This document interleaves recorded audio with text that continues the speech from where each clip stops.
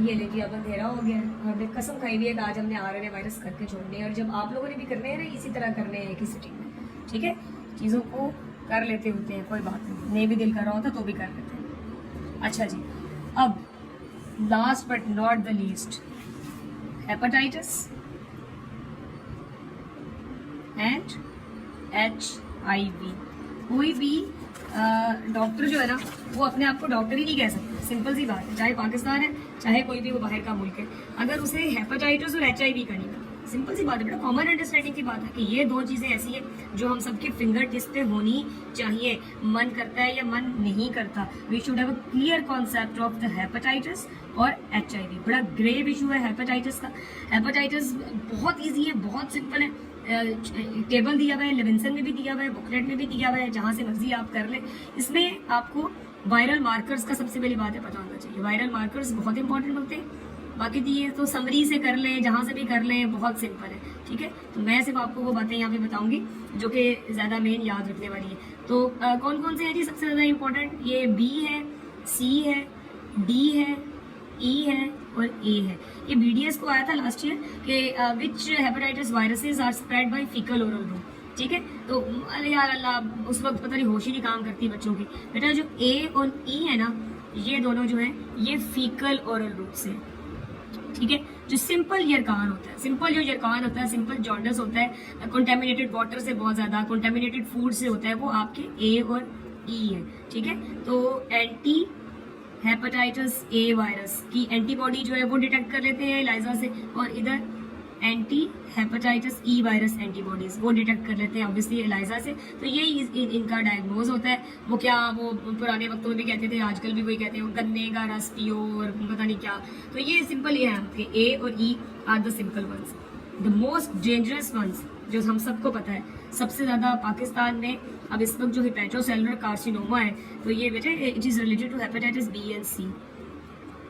Hepatitis C virus की आज तक कोई वैक्सीन दुनिया में नहीं बनी है। काम की बात, सबसे इम्पोर्टेंट, क्यों नहीं बनी? क्योंकि जो एंटी HCV एंटीबॉडीज है प्रोटेक्टिव ही नहीं है। तो जब वो प्रोटेक्टिव ही नहीं है तो वैक्सीन कैसे बनेगी, ठीक है।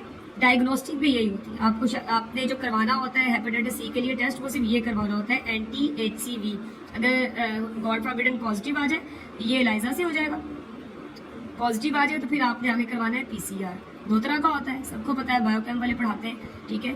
क्वांटिटेटिव और क्वालिटेटिव।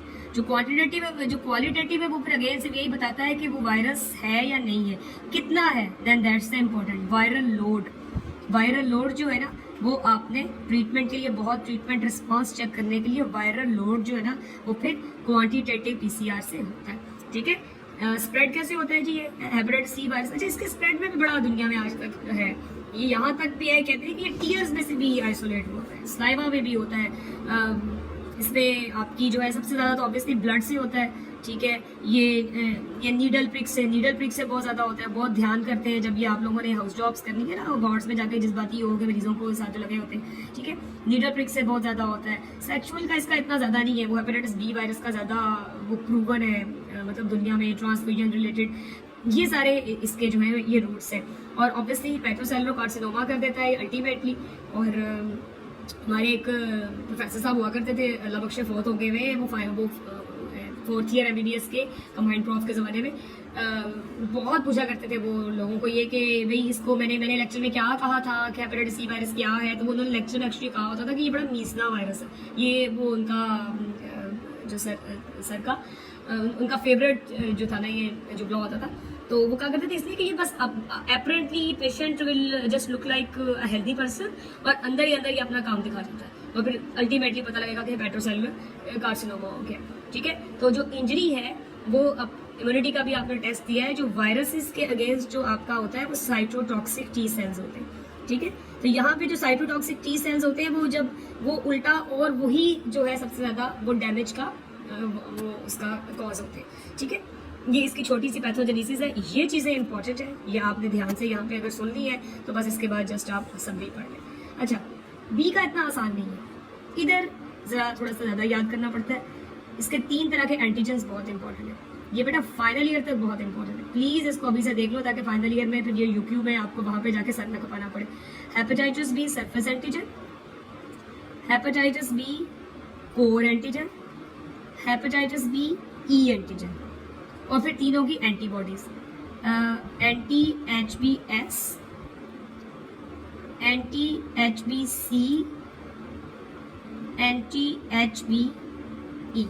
तो एक बार प्रॉफ में आ गया था व्हाट इज डेन पार्टिकल। अब बड़े कोई वाली बात होती है ना, आँख उजल पहाड़ उजल, पता है तो इंसान को न जाने क्या क्या पता है, नहीं पता तो इतनी सी बात नहीं पता। डेन पार्टिकल कुछ भी नहीं है। The whole genome of hepatitis B virus is called a Dane particle. पूरा का पूरा इसका जीनोम को डेन पार्टिकल ही कहते हैं। ये जो लिविंसन के अंदर वो उसका टेबल है ना, वो मैंने इस पेज पे मेंशन किया हुआ है, ये उसमें लिखा भी हुआ है, ठीक है। ये सारे के सारे मार्कर्स जो है ना हेपेटाइटिस बी वायरस में, ये फिजिशियंस लिख के देते हैं मरीजों को, ठीक है। अब इसमें ये होता है कि अगर hepatitis B surface antigen persist करे फॉर मोर देन 6 मंथ्स तो उसका मतलब होता है कि डिजीज क्रोनिक हो चुकी है, ठीक है।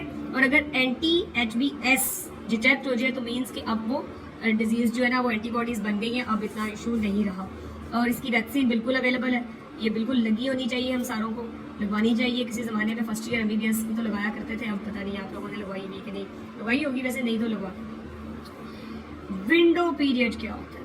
हमने तो फाइनल ईयर में पढ़ा था भाई, हमारे ज़माने में वायरस का सवाल कम ही आता था वैसे प्रॉफ में। और विंडो पीरियड क्या होता है ये ज़रूर पता होना चाहिए हर थर्ड ईयर के स्टूडेंट को, फोर्थ ईयर के स्टूडेंट को, फाइनल ईयर के स्टूडेंट को। विंडो पीरियड बड़ा एक इंटरेस्टिंग चीज़ होती है। विंडो पीरियड एक टाइम है, ये दो है ना कि हेपेटाइटिस बी सरफेस एंटीजन और हेपेटाइटिस बी सरफेस एंटीजन के एंटीबॉडीज, एंटी